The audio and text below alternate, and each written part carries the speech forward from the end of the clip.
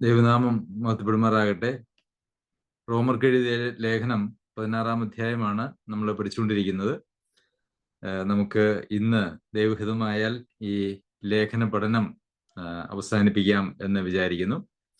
ഇന്നലെ 5 വരെയുള്ള വാക്യങ്ങളാണ് നാം പഠിച്ചത്.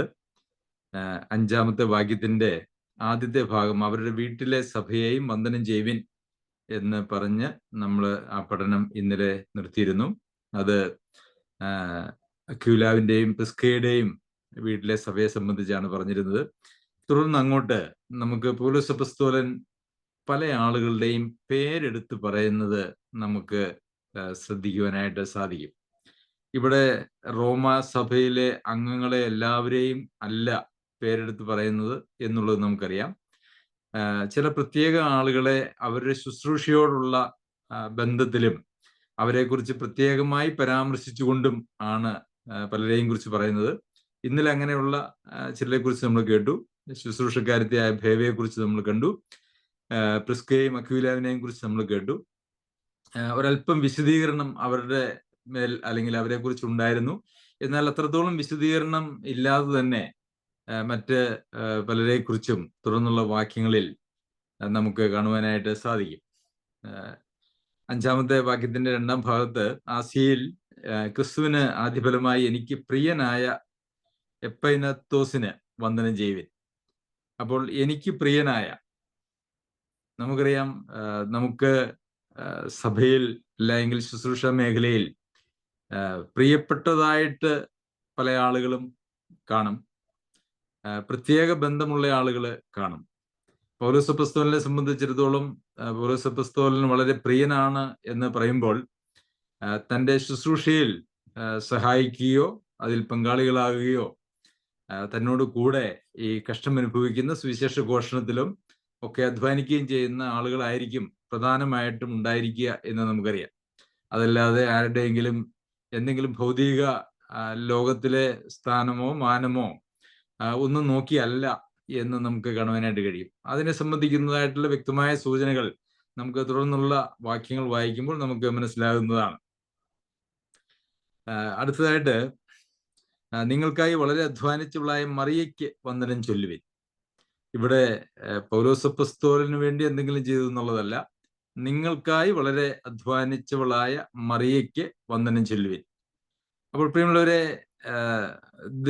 ആരെങ്കിലുമൊക്കെ നമ്മുടെ പേര് ഒരു സഭാചരിത്രത്തിൽ എഴുതിയാൽ നമ്മുടെ പേര് ഇതുപോലെ ഏതെങ്കിലും മേഖലയിൽ രേഖപ്പെടുത്തുമോ, നമ്മെക്കുറിച്ച് എന്തെങ്കിലും ആർക്കെങ്കിലും പറയാനായിട്ടുണ്ടാകുമോ എന്നുള്ളത് നമ്മൾ ചിന്തിക്കേണ്ടത് ആവശ്യമാണ്.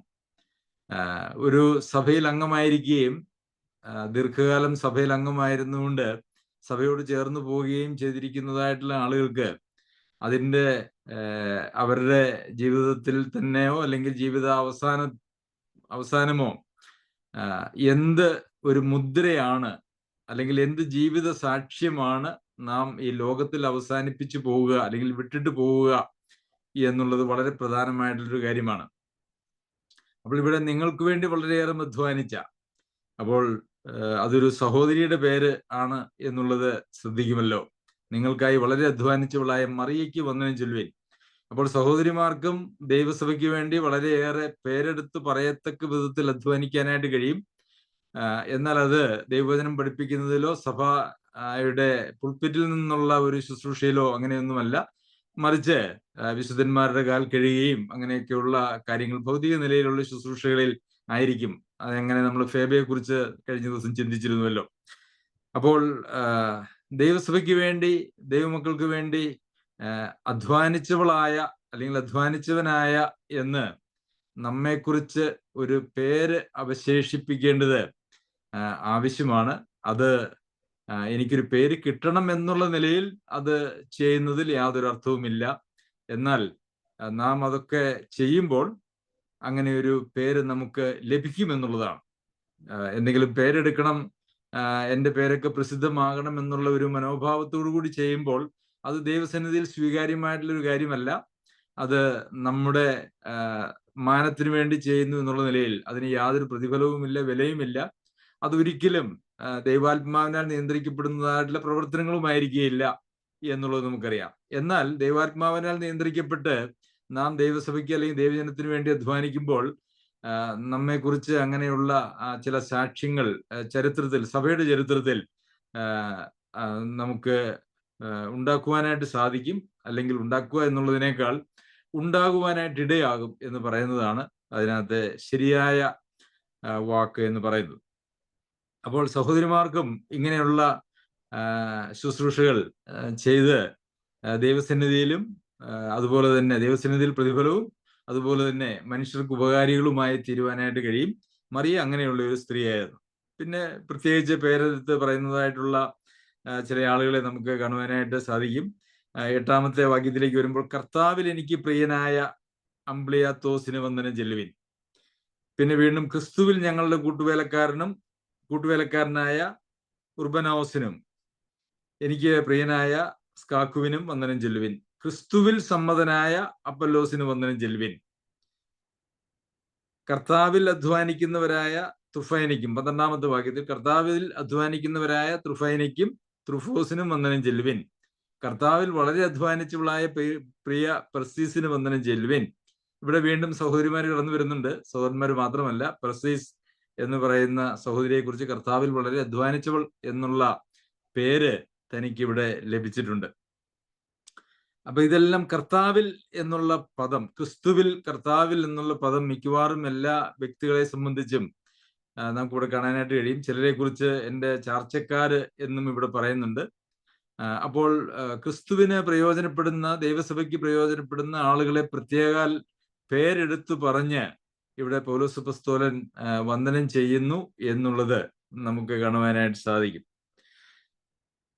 അതിനുശേഷം 16-ാമത്തെ വാക്യത്തിൽ, വിശുദ്ധ ചുംബനം കൊണ്ട് അന്യോന്യം വന്ദനം ചെയ്യുവിൻ, ക്രിസ്തുവിന്റെ സകല സഭകളും നിങ്ങളെ വന്ദനം ചെയ്യുന്നു. വിശുദ്ധ ചുംബനം കൊണ്ട് അന്യോന്യം വന്ദനം ചെയ്യുവിൻ. നമുക്കറിയാം, ആ കാലഘട്ടത്തിൽ ചുംബനം എന്ന് പറയുന്നത് അന്യോന്യമുള്ള സ്നേഹത്തിന്റെയും അംഗീകാരത്തിന്റെയും ഒരു പ്രതീകമായിരുന്നു. കവിളിലോ നെറ്റിയിലോ ആയിരുന്നു അങ്ങനെയുള്ള ചുംബനങ്ങൾ അന്ന് കൊടുത്തുകൊണ്ടിരുന്നത്.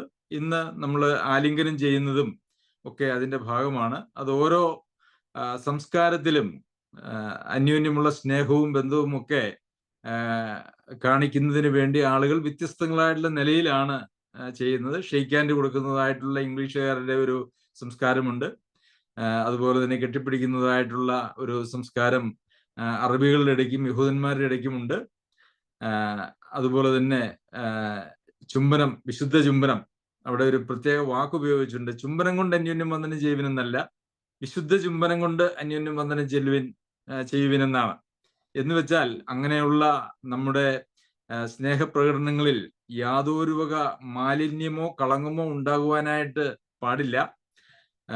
ഒരു തെറ്റായിട്ടുള്ള ഉദ്ദേശത്തോടു കൂടി ആകാനായിട്ട് പാടില്ല എന്ന് മാത്രവുമല്ല, ഒരു ഹിപ്പോക്രസി, ഒരു കപടമായിട്ടും നാം അങ്ങനെ ചെയ്യുവാനായിട്ട് പാടില്ല. കപടമായിട്ട് ചെയ്യുന്നു എന്ന് വന്നാൽ അത് ഒരിക്കലും വിശുദ്ധമാകുകയില്ല.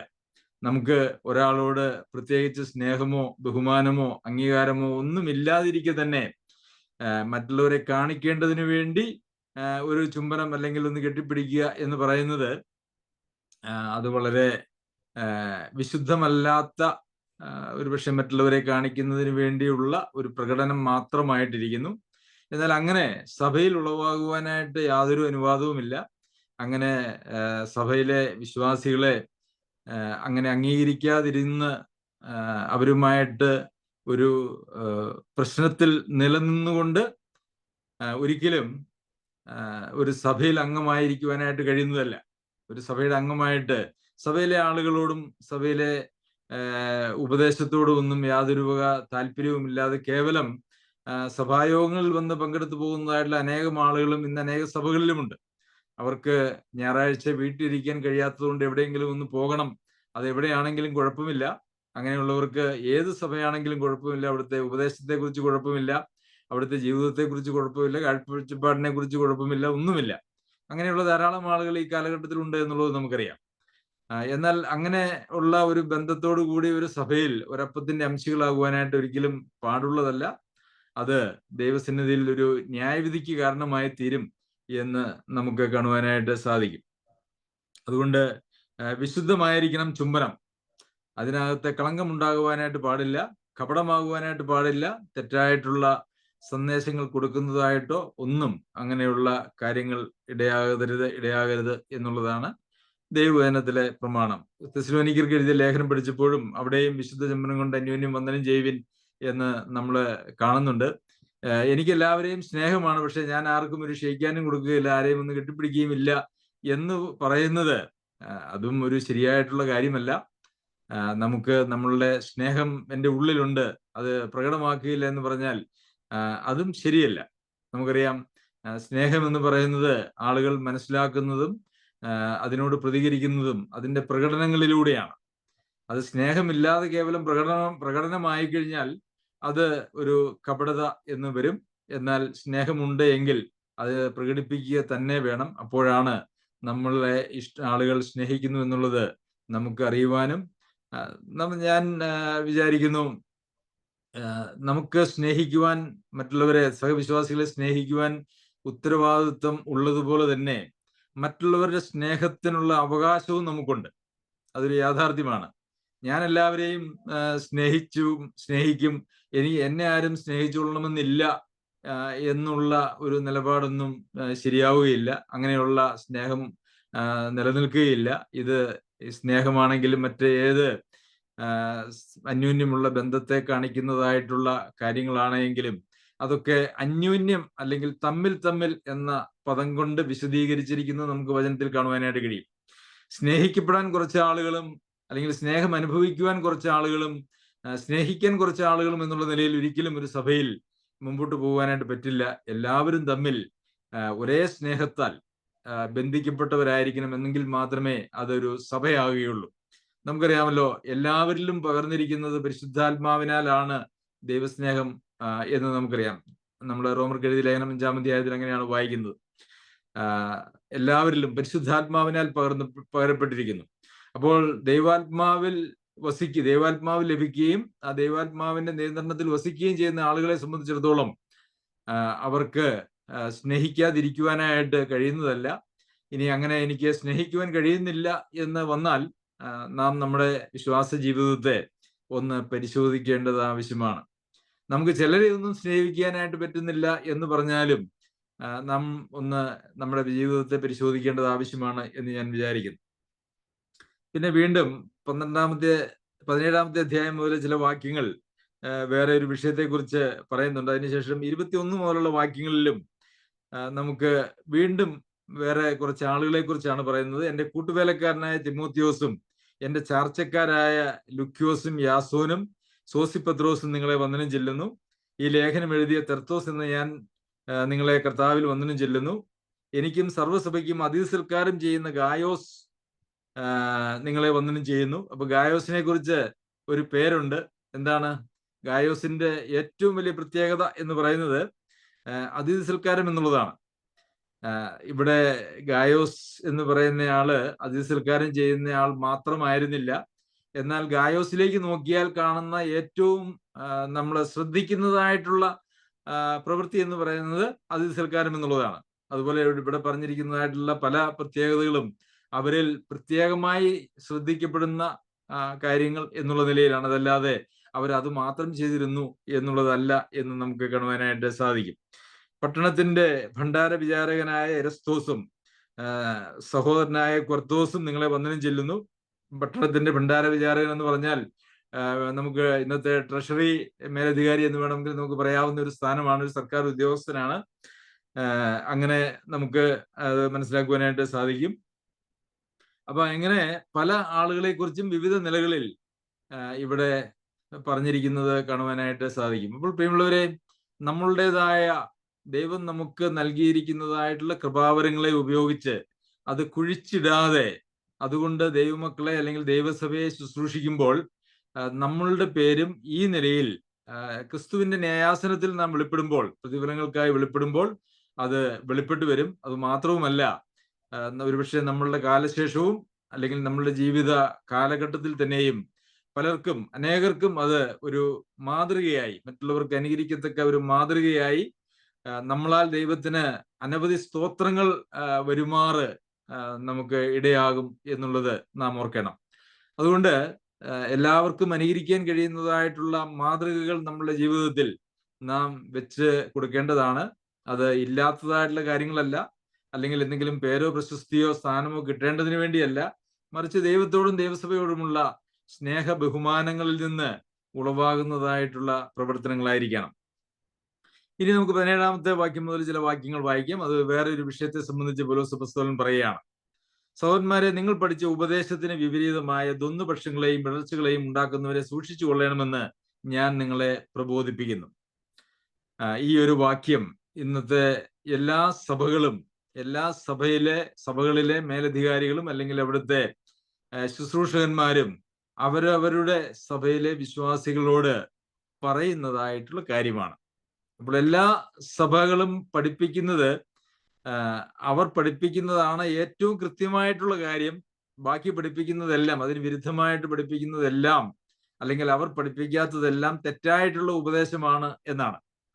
അപ്പോൾ ഈ ഒരു വാക്യത്തെക്കുറിച്ച് ഞാൻ ചിന്തിക്കുമ്പോൾ അല്ലെങ്കിൽ പഠിക്കുമ്പോൾ അത് വളരെ സങ്കീർണമായിട്ടുള്ള, അല്ലെങ്കിൽ അതിലൊരു സങ്കീർണത നിലനിൽക്കുന്നുണ്ട് എന്നുള്ളത് ഞാൻ സമ്മതിക്കുന്നു.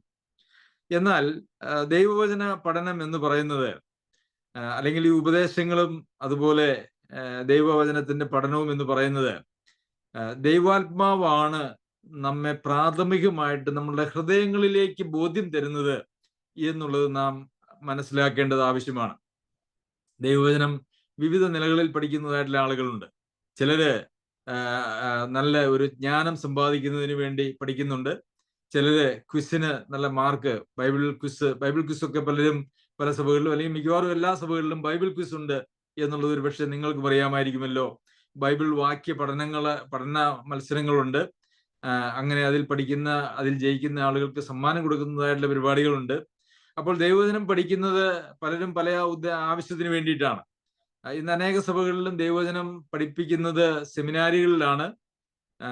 അങ്ങനെ സെമിനാരികളിൽ പോയി പഠിക്കുമ്പോൾ അവര് അതുകൊണ്ട് ഉദ്ദേശിക്കുന്നത് ദൈവവചനത്തെ സംബന്ധിക്കുന്നതായിട്ടുള്ള ധാരാളം അറിവുകൾ സമ്പാദിക്കണം, എന്നിട്ട് ഏതെങ്കിലും ഒരു സഭയിൽ ശുശ്രൂഷകനായിട്ടോ അല്ലെങ്കിൽ ഏതെങ്കിലും ഒരു മിഷണറി പ്രവർത്തനത്തിന് വേണ്ടിയിട്ട് എവിടേക്കെങ്കിലും ഒക്കെ പോകണം എന്നുള്ളതായിട്ടുള്ള താല്പര്യത്തോടു കൂടി പഠിക്കുന്നവരുണ്ട്. എന്നാൽ ദൈവവചനത്തെ നാം സമീപിക്കേണ്ടത് ഇങ്ങനെയുള്ള ഉദ്ദേശത്തോടു കൂടി ഒന്നുമല്ല. അങ്ങനെയുള്ള ഉദ്ദേശത്തോടു കൂടി ദൈവവചനം നാം പഠിക്കാൻ ശ്രമിച്ചു കഴിഞ്ഞാൽ അവിടെ ദൈവാത്മാവിന്റെ ഒരു സഹായം നമുക്ക് ഉണ്ടാകാൻ ഇടയില്ല എന്നുള്ളതാണ് ഒരു യാഥാർത്ഥ്യം. പത്രോസ് എഴുതിയ 1-ാം ലേഖനം നാം പ്രിയ സാബു സോഹൻ നമ്മളെ പഠിപ്പിച്ചപ്പോൾ അതിന്റെ 2-ാം അധ്യായത്തിൽ നാം പഠിക്കുകയുണ്ടായി. നിങ്ങളിലുള്ള അഭിഷേകം തന്നെ നിങ്ങളെ പഠിപ്പിക്കുന്നു, അത് മറ്റാരും ഉപദേശിച്ചു തരുവാനായിട്ട് ആവശ്യമില്ല എന്നൊക്കെ. ആ 2-ാമത്തെ അധ്യായം നാം വായിച്ചു നോക്കിയാൽ അവിടെ തെറ്റായിട്ടുള്ള ഉപദേശങ്ങൾ പഠിപ്പിക്കുന്നവരെ സംബന്ധിക്കുന്ന പരാമർശത്തിനിടയിലാണ് ഇത് പറയുന്നത് എന്ന് നമുക്ക് കാണുവാനായിട്ട് കഴിയും. പ്രിയമുള്ളവരെ, കർത്താവിന്റെ അഭിഷേകം നമ്മളിൽ ഉണ്ടെങ്കിൽ, ദൈവാത്മാവിൽ നാം ആശ്രയിച്ചുകൊണ്ടാണ് ദൈവവചനത്തെ നാം പഠിക്കുന്നതെങ്കിൽ, അത് നമ്മുടെ ജീവിതത്തിന് ഉപകാരമാകേണ്ടതിനും അല്ലെങ്കിൽ നമ്മുടെ ജീവിതത്തെ സംബന്ധിക്കുന്ന ദൈവേഷ്ടം മനസ്സിലാക്കുന്നതിനും വേണ്ടിയാണ് എങ്കിൽ അവിടെ ദൈവാത്മാവ് നമ്മളോട് നേരിട്ടിടപെട്ട് നമ്മളിൽ ദൈവവചനത്തെ സംബന്ധിക്കുന്നതായിട്ടുള്ള കൃത്യമായ ബോധ്യങ്ങൾ തരുന്നതാണ്. അപ്പോൾ അത് നാം അനുസരിക്കുന്നതിനും കൂടി ആനുപാതികമാണ് എന്ന് നമുക്ക് മനസ്സിലാക്കുവാനായിട്ട് സാധിക്കും. ഞാൻ എല്ലാം ഒന്ന് പഠിച്ചു കഴിഞ്ഞിട്ട് ഇനി അനുസരിക്കാൻ തുടങ്ങാം എന്നുള്ള നിലയിൽ ദൈവവചനത്തോട് സമീപിച്ചു കഴിഞ്ഞാൽ ഒന്നും ലഭിക്കും എന്ന് ഞാൻ വിചാരിക്കുന്നില്ല, ആത്മാർത്ഥമായി ഞാൻ വിചാരിക്കുന്നില്ല. എന്നാൽ അങ്ങനെ അല്ല, മറിച്ച് ദൈവമേ അടിയനോട് സംസാരിക്കണം, അടിയനെ സംബന്ധിക്കുന്നതായിട്ടുള്ള ദൈവേഷ്ടം മനസ്സിലാക്കി തരണം, എനിക്ക് ഉപകാരമായി വരേണ്ടതിന് എന്നുള്ള നിലയിൽ ദൈവവചനത്തോട് നിഷ്പക്ഷമായി ഒന്നും പ്രത്യേകിച്ച് മുൻവിധികളില്ലാതെ നാം ദൈവവചനത്തെ സമീപിക്കേണ്ടത് വളരെ ആവശ്യമാണ്. അങ്ങനെയെങ്കിൽ അത് ദൈവാത്മാവ് നമ്മെ പഠിപ്പിക്കുന്നതുമാണ്. എന്നാൽ ഇന്ന് ദൈവവചനം പഠിപ്പിക്കുന്ന അല്ലെങ്കിൽ പഠിക്കാൻ ശ്രമിക്കുന്നതായിട്ടുള്ള ആളുകൾ പലപ്പോഴും പല പശ്ചാത്തലത്തിൽ നിന്നുള്ളവരും വളരെ മുൻവിധികൾ അവർക്ക് അവരുടെ ഹൃദയത്തിൽ മുന്നമേ തന്നെ ഉള്ള ആളുകളുമാണ് എന്നുള്ളത് കൊണ്ട് ഈ മുൻവിധികളുടെ അടിസ്ഥാനത്തിൽ ദൈവവചനം വായിക്കുകയോ പഠിക്കുകയോ ചെയ്താൽ അത് അവർക്ക് ഉപകാരമായി തീരുന്നില്ല എന്നുള്ളത് സങ്കടകരമായിട്ടുള്ള ഒരു കാര്യമാണ്. ഒരു വേദഭാഗം നാം വായിക്കുമ്പോൾ ആ വേദഭാഗത്ത് പറഞ്ഞിരിക്കുന്നതായിട്ടുള്ള വിഷയത്തെ സംബന്ധിച്ച് നമുക്ക് നമ്മളുടേതായിട്ടുള്ള ഒരു കാഴ്ചപ്പാടുണ്ട്, വേറെ ഉണ്ടെങ്കിൽ നമ്മൾ വായിക്കുന്നതായിട്ടുള്ള വേദഭാഗം നമുക്ക് യാതൊരു വക വെളിച്ചവും തരില്ല. അതുകൊണ്ടാണ് നാം ദൈവസന്നിധിയിൽ ദൈവവചനത്തോട് വരുമ്പോൾ, സമീപിക്കുമ്പോൾ ഏറ്റവും നിഷ്കളങ്കതയോടെ ദൈവാത്മാവിന്റെ കൃപയിൽ ആശ്രയിച്ച് യാതൊരു മുൻവിധികളും ഇല്ലാതെ ദൈവവചനം പഠിക്കണം, വായിക്കണം എന്ന് പറയുന്നത്. അത് ആരെങ്കിലും പഠിപ്പിക്കാൻ വേണ്ടിയോ നമ്മളുടെ ജ്ഞാനം വർദ്ധിപ്പിക്കുന്നതിന് വേണ്ടിയോ അതല്ല എങ്കിൽ നമുക്ക് വാദിക്കാനും അല്ലെ, നമുക്കറിയാമല്ലോ അങ്ങനെയുള്ള ആളുകളൊക്കെ ധാരാളം യൂട്യൂബിലുണ്ട്. വളരെ വാദപ്രതിവാദങ്ങൾ ഓരോ വിഷയത്തെ സംബന്ധിച്ചും ഒക്കെ ധാരാളം വാദപ്രതിവാദങ്ങൾ നമുക്ക് കാണുവാനായിട്ട് സാധിക്കും. അങ്ങനെയുള്ള വാദപ്രതിവാദങ്ങൾക്കായിട്ട് എനിക്കും ക്ഷണം കിട്ടിയിട്ടുണ്ട്. പക്ഷേ ഞാൻ ആ ക്ഷണം സ്വീകരിച്ചിട്ടില്ല. കാരണം അങ്ങനെയുള്ള വാഗ്വാദങ്ങളിൽ നിന്ന് അകന്നു നിൽക്കണം എന്നുള്ളതാണ് യഥാർത്ഥത്തിൽ ദൈവവചനത്തിൽ നമുക്ക് കാണുവാനായിട്ട് സാധിക്കുന്ന യാഥാർത്ഥ്യം. വാഗ്വാദത്തിലൂടെ ആരും ആരെയും സത്യമായ ഒരു വിശ്വാസത്തിലേക്ക് നടത്തിയിട്ടില്ല എന്നുള്ളതാണ് യാഥാർത്ഥ്യം. അപ്പോൾ ഇവിടെ നിങ്ങൾ പഠിച്ച ഉപദേശത്തിന് വിപരീതമായ, ഇവിടെ പൗലോസപ്പോസ്തലൻ ഈ ലേഖനത്തിൽ യഥാർത്ഥത്തിൽ ആദ്യത്തെ 11 അധ്യായങ്ങളിൽ വളരെ വ്യക്തമായി ക്രിസ്തീയ ഉപദേശം, അടിസ്ഥാനപരമായിട്ടുള്ള ക്രിസ്തീയ ഉപദേശം പഠിപ്പിക്കുന്നുണ്ട്. അല്ലെങ്കിൽ ഏറ്റവും അധികം ദൈവശാസ്ത്രം ഉൾപ്പെട്ടിരിക്കുന്നതായിട്ടുള്ള ഒരു പുസ്തകമാണ് ഈ റോമർക്ക് എഴുതിയ ലേഖനം എന്ന് പറയുന്നത്, അതിന്റെ ആദ്യത്തെ 11 അധ്യായങ്ങൾ. പിന്നെ ദൈവശാസ്ത്രം ധാരാളം ഉള്ളതായിട്ടുള്ള ഗലാത്യ ലേഖനമുണ്ട്, എബ്രായർക്ക് എഴുതിയ ലേഖനമുണ്ട്, എഫേസ്യർക്ക് എഴുതിയ ലേഖനമുണ്ട്. ഇതൊക്കെ ദൈവശാസ്ത്രപരമായിട്ടുള്ള കാര്യങ്ങൾ വളരെയേറെ പ്രതിപാദിച്ചിട്ടുള്ളതും നമ്മളുടെ ആത്മീയ ജീവിതത്തിന് ആ ദൈവശാസ്ത്രപരമായിട്ടുള്ള കാര്യങ്ങൾ നിശ്ചയമായും ഒരു അടിത്തറയാകേണ്ടത് ആവശ്യമാണ്. പലപ്പോഴും അങ്ങനെ ഒരു അടിസ്ഥാനം ദൈവശാസ്ത്രപരമായിട്ടുള്ള കാര്യങ്ങളിൽ ഇല്ലാതിരുന്നാൽ നമ്മുടെ ആത്മീയ ജീവിതം ഒരിക്കലും ശരിയാകുകയില്ല. ദൈവം നമുക്ക് വേണ്ടി ചെയ്തത് അത് മനസ്സിലാക്കാതെ നമുക്ക് ആ ദൈവേഷ്ടം അനുസരിച്ച് ജീവിക്കാനായിട്ട് ഒരിക്കലും കഴിയുന്നതല്ല. എനിക്ക് ഈ അടുത്ത നാളുകളിൽ ധാരാളം ദൈവമക്കളെ ഈ നിലയിൽ പരിചയപ്പെടുവാനായിട്ട് ഇടയായിട്ടുണ്ട്. തെറ്റായിട്ടുള്ള ഉപദേശത്തിന്റെ മേൽ വളരെയേറെ കലങ്ങിയും മറിഞ്ഞും അരിഷ്ടത അനുഭവിച്ചും മാനസികമായിട്ടുള്ള സംഘർഷങ്ങളിലൂടെയും പ്രശ്നങ്ങളിലൂടെയും ഒക്കെ കടന്നുപോയിക്കൊണ്ട് വളരെ പ്രയാസം അനുഭവിച്ചതായിട്ടുള്ള പല ദൈവമക്കൾക്കും സത്യമായിട്ടുള്ള ഉപദേശം മനസ്സിലാക്കിയതോടുകൂടി അവർ സ്വതന്ത്രരാകുകയും ജീവിതത്തിൽ സമാധാനവും സന്തോഷവും പ്രത്യാശയും ഉളവാകുകയും അവരുടെ സഭാജീവിതം അതുപോലെ തന്നെ അവരുടെ കുടുംബജീവിതം ഒക്കെ വളരെയേറെ മെച്ചപ്പെട്ടു, അല്ലെങ്കിൽ വളരെ വലിയ വ്യത്യാസങ്ങൾ അവരുടെ ജീവിതത്തിൽ ഉണ്ടായി എന്നുള്ളത് കാണുവാൻ ദൈവം അവസരം നൽകിയിട്ടുണ്ട്. സത്യം മാത്രമേ നമ്മളെ സ്വതന്ത്രമാക്കുകയുള്ളൂ. സത്യ ഉപദേശം മാത്രമേ നമുക്ക് വഴികാട്ടിയായി നമ്മുടെ ജീവിതത്തിൽ നമുക്ക് നിലനിൽക്കുകയുള്ളൂ.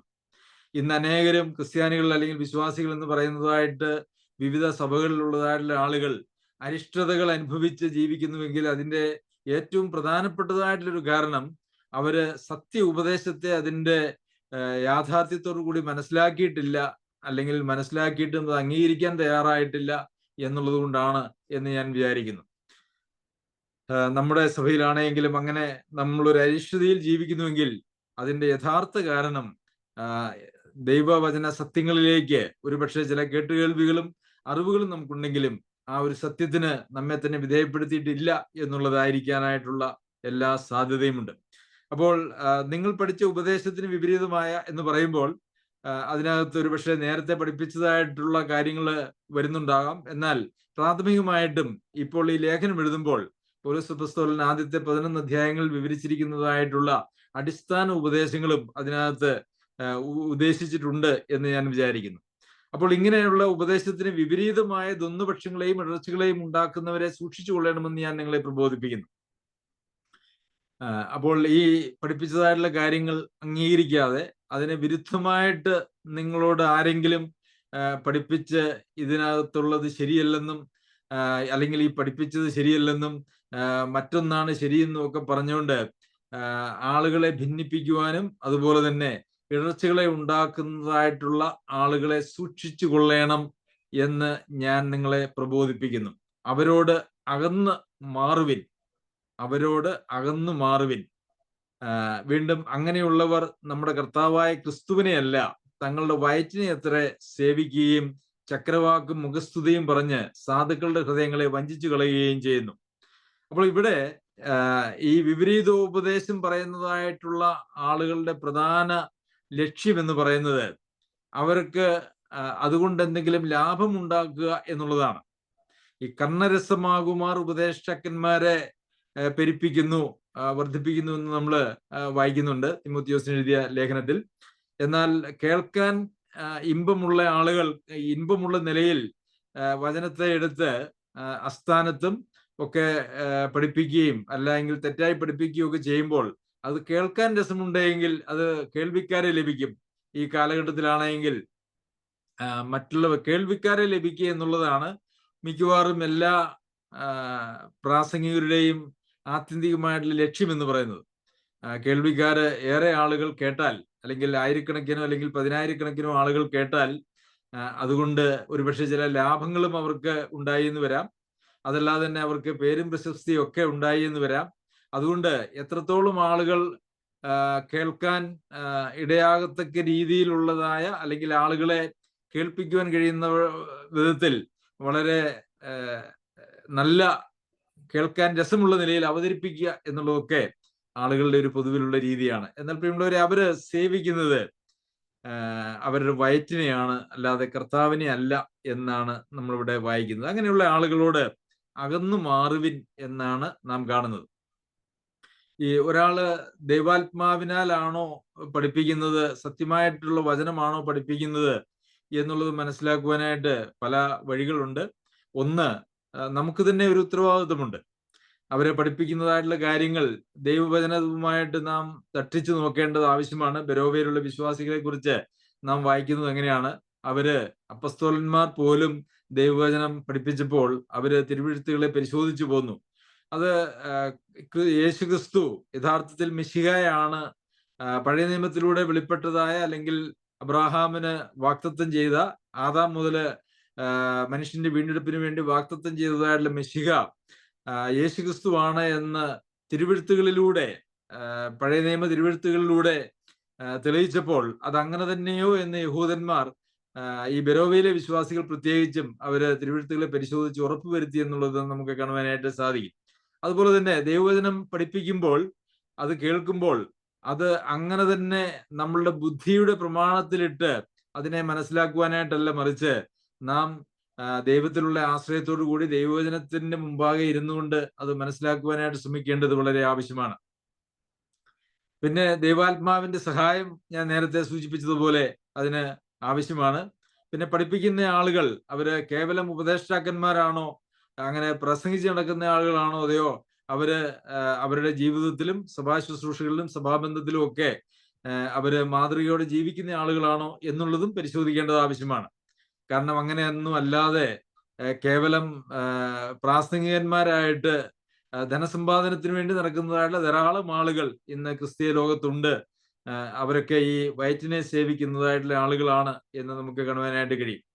എന്നാൽ ആളുകൾ എത്ര ആളുകൾ കുറച്ചേ കേട്ടുള്ളൂ എങ്കിലും, ധാരാളം ആളുകളൊന്നും കേൾവിക്കാരില്ല എങ്കിലും ദൈവവചന സത്യങ്ങളെ വളരെ കൃത്യമായി പഠിപ്പിക്കുക എന്നുള്ളതാണ് ഏതൊരു ഉപദേഷ്ടാവിന്റെയും ഉത്തരവാദിത്വം എന്ന് പറയുന്നത്.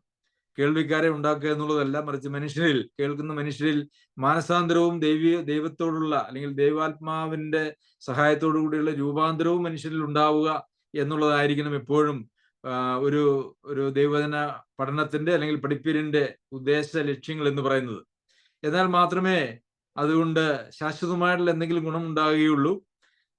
അല്ലാതെ മറ്റൊരു ലക്ഷ്യം അതിന്റെ പിന്നിൽ ഉണ്ടാകുവാനായിട്ട് പാടില്ല തന്നെ. അപ്പോൾ അങ്ങനെ ആരെങ്കിലും പറഞ്ഞാൽ അവരോട് അകന്നുകൊള്ളണം എന്നാണ് പറഞ്ഞിരിക്കുന്നത്. അകന്നുകൊള്ളണം. എന്നാൽ കൂടെ തെറ്റായിട്ടുള്ള കാര്യങ്ങൾ നാം കേട്ടാൽ അത് ശരിയാണ് എന്ന് ചിന്തിക്കുന്ന ഒരു മാനസികാവസ്ഥയിലേക്ക് നമ്മൾ എത്തിച്ചേരും. നിങ്ങൾ ശ്രദ്ധിച്ചിട്ടുണ്ടോ എന്ന് എനിക്ക് അറിയത്തില്ല. ഏതെങ്കിലും തെറ്റായ ഉപദേശങ്ങൾ കുറെ കാലം കേട്ട് കഴിഞ്ഞു കഴിയുമ്പോൾ അത് ശരിയാണ് എന്ന് നമുക്ക് നമ്മുടെ ഉള്ളിൽ തോന്നാനുള്ള ഒരു സാധ്യതയുമുണ്ട്. അതിന് കാരണം എന്താണെന്ന് വെച്ച് കഴിഞ്ഞാൽ അത് മനുഷ്യന്റെ ഒരു പ്രത്യേകതയാണ്. കൂടെ കേൾക്കുമ്പോൾ അതിനു മുമ്പ് നാം കേട്ടതായിട്ടുള്ള അല്ലെങ്കിൽ സത്യമായിട്ടുള്ള വചനം സ്വീകരിക്കാനായിട്ടുള്ള നമ്മുടെ കഴിവ് നശിച്ചു പോവുകയും ഈ അസത്യം നമ്മുടെ ഹൃദയത്തിൽ അങ്ങനെ പതിയുകയും ചെയ്യും. അങ്ങനെ അസത്യം ഏറെ പതിഞ്ഞു പോയാൽ പിന്നെ സത്യവിശ്വാസം മനസ്സിലാക്കുവാനായിട്ട് പക്ഷേ ഒരിക്കലും സാധിക്കുകയില്ല. പല മതങ്ങളിലും സഭാവിഭാഗങ്ങളിലും അതിൻ്റെ തീവ്ര മനോഭാവമുള്ള അനേകം ആളുകളും അവർക്ക് സത്യമായ ലളിതമായ, നമുക്ക് എല്ലാവർക്കും വളരെ ലളിതമായി മനസ്സിലാക്കാവുന്ന കാര്യങ്ങൾ പോലും അവർക്ക് എത്ര മനസ്സിലാക്കിയാലും എത്ര പഠിപ്പിച്ചാലും അവർക്ക് മനസ്സിലാക്കാൻ കഴിയാത്തതിൻ്റെതായിട്ടുള്ള ഒരു കാര്യം എന്ന് പറയുന്നത് അവരുടെ ഹൃദയത്തിൽ തെറ്റായിട്ടുള്ള കാര്യങ്ങൾ ഉറച്ചുപോയി എന്നുള്ളതാണ്. അപ്പോൾ അങ്ങനെ ഒരു സംഭവം ഉണ്ടാകാൻ സാധ്യതയുള്ളത് കൊണ്ടാണ് അങ്ങനെയുള്ളവരെ വിട്ട് അകന്നുകൊള്ളണം എന്ന് ഇവിടെ പൗലോസ് അപ്പോസ്തലൻ ഉപദേശിക്കുന്നത്. അവരോട് അകന്നു മാറുവിൻ, അങ്ങനെയുള്ളവർ നമ്മുടെ കർത്താവായ ക്രിസ്തുവിനെ അല്ല തങ്ങളുടെ വയറ്റിനെ അത്ര സേവിക്കുകയും ചക്രവാക്കും മുഖസ്തുതിയും പറഞ്ഞ് സാധുക്കളുടെ ഹൃദയങ്ങളെ വഞ്ചിച്ചു കളയുകയും ചെയ്യുന്നു. അപ്പോൾ സാധുക്കളുടെ ഹൃദയങ്ങളെ വഞ്ചിച്ച് കളയുന്നു. അപ്പോൾ ഈ ചക്രവാക്കും മുഖസ്തുതിയും പറയുക, അതായത് നമ്മെക്കുറിച്ച് വളരെ നല്ല കാര്യങ്ങൾ പറഞ്ഞ് നമ്മളെ സോപ്പിട്ട് നമ്മളെ ഒന്ന് പുകഴ്ത്തിയൊക്കെ പറഞ്ഞ് നമ്മളുടെ കൂടെ കൂടി സാധുക്കളായിട്ടുള്ള ആളുകളെ വഞ്ചിച്ച് കളയുന്നു എന്നാണ് നമുക്കിവിടെ കാണാനായിട്ട് കഴിയുന്നത്. വഞ്ചിച്ച് കളയുകയും ചെയ്യുന്നു. അപ്പോൾ വഞ്ചിക്കപ്പെടാനായിട്ടുള്ള സാധ്യതയുണ്ട്.